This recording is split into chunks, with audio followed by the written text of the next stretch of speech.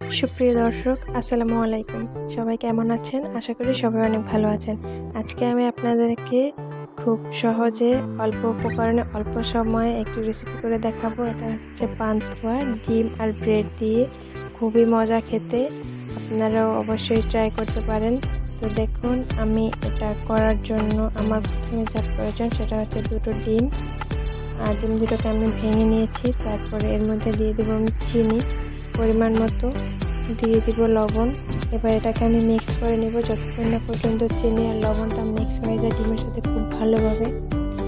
আমি কাঁটা চামচ দিয়ে করছি, আপনারা চাইলে হ্যান্ড হুইচ দিয়েও করতে পারেন। তো এটা আমি মিশিয়ে এবার আমি দেখুন ব্রেডটা বের করে নিচ্ছি প্যাকেট থেকে। তারপরে আমি চুলাটাকে অন করে নিব এবং চুলায় একটি প্যান দিয়ে দিব তেল। প্যানে একটু গরম হয়ে গেলে দেখুন আমি ডিম আর ব্রেডটাকে ওই মিক্স করে রাখা ডিমের ভিতরে চুবিয়ে এটা চুলায় দিয়ে দিব।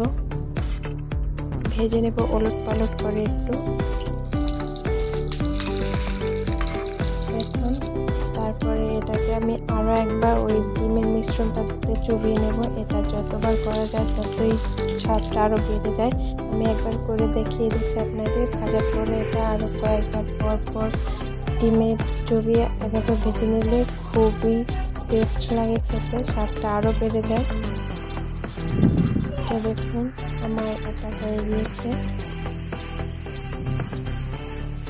তো আমি এখানে আরও দুটো ডিম ভেঙে চিনির মিশ্রণটাকে করে নিচ্ছি চিনি লবণ দিয়ে। আর এটা দেখুন অন্যরকম কোয়ালিটির একটা ব্রেড, এটা আমাদের এখানে পাওয়া যায়, তাই আমি এটা দিয়ে একটু ট্রাই করলাম। আপনারাও বাসায় অবশ্যই বানাবেন। আর বাচ্চাদের টিফিনে দিলে তারা খুবই পছন্দ করবে। আমার বোনেরাও খুব পছন্দ করে এবং আমিও অনেক পছন্দ করি। তো দেখুন আজকে রেডি পান্তুয়া। আপনারা বাসায় অবশ্যই ট্রাই করবেন।